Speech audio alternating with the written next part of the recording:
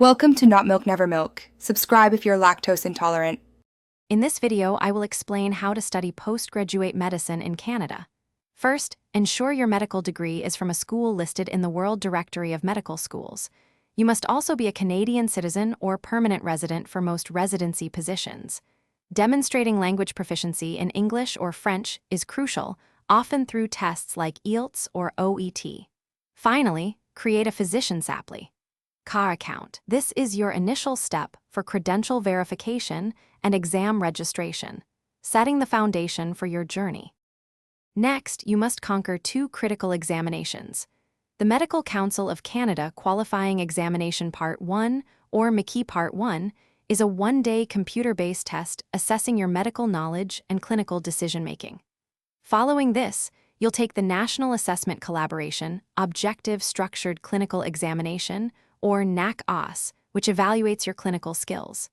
Passing both is mandatory, and achieving competitive scores is vital to stand out among many applicants for residency positions. With your exams complete, the next step is navigating the Canadian Resident Matching Service, or CARMS. This is the central online platform for residency applications. You will register and upload all your crucial documents, such as medical school transcripts, 3 letters of reference, and your exam results. Carefully research and select programs that fit your aspirations. Be prepared for interviews, which usually take place over a 4-week period, typically from mid-January to mid-February.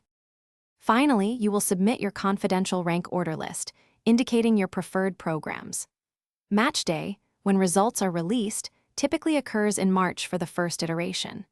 If you are unmatched, a second iteration provides another opportunity for available positions. For successful applicants, some programs may require an assessment verification period, usually lasting 12 weeks, before your residency officially commences. This entire process is highly competitive, but dedication can lead to a rewarding career. Thanks for watching. If this was helpful, leave a like and consider subscribing. See you next time.